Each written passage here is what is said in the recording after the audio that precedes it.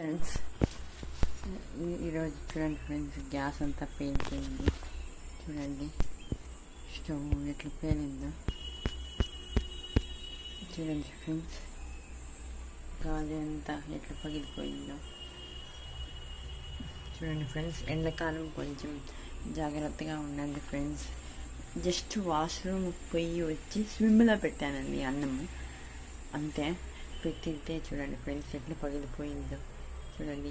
ఇదంతా సరిగ్గా కానలేదు చూడండి ఫ్రెండ్స్. చూడండి ఎట్లయిపోయిందో చూడండి ఫ్రెండ్స్. తప్పిలి కూడాను అది చూడండి, అన్నానికి పెట్టినందే రైస్లో చూడండి ఫ్రెండ్స్. తట్టంతా గలీజు